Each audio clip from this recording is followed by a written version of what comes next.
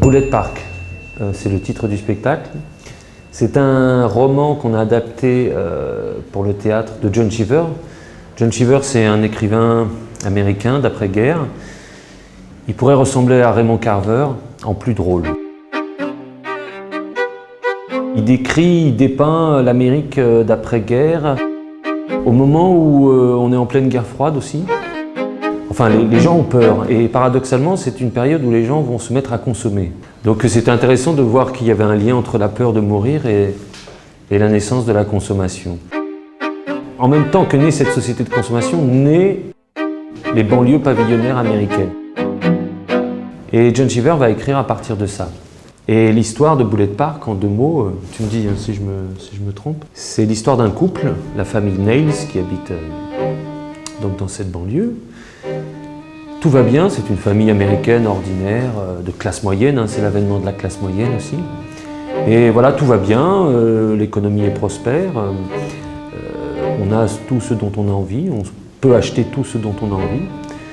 Et jusqu'au jour où ce couple-là a un enfant, un adolescent, et un jour cet adolescent refuse de se lever pour aller à l'école.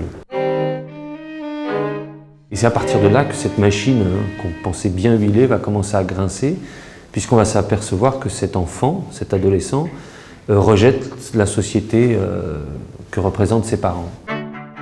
Dans la seconde partie, on va voir l'arrivée d'un couple, d'un autre couple, qui est là plus déstructuré, plus chaotique, puisque l'homme dans ce couple-là est un homme qui est orphelin, qui n'a pas connu ses parents, donc il est un peu l'image de l'Amérique un peu déclassée, un peu marginale. Cet homme-là s'appelle Paul Hammer et lui va s'installer à Bullet Park avec un objectif secret, c'est celui de repérer une famille américaine archétypale et de la crucifier sur l'autel du Seigneur. Le thème qui est développé avec ce personnage-là, c'est celui de cette Amérique qui oppose ceux qui ont complètement adhéré à cette société-là consumériste et ceux qui sont à côté et qui sont partagés entre l'envie d'appartenir à cette société-là et l'envie de la détruire. On l'appelait le Tchekhov des banlieues, il a un regard assez tendre avec ses personnages assez ironiques, caustiques, donc il contrebalance toujours on rit, mais voilà, c'est pas, on cherche la qualité de ce rire-là, c'est un rire qui est plutôt, je l'espère, un rire qui est plutôt inquiétant, un rire d'effroi.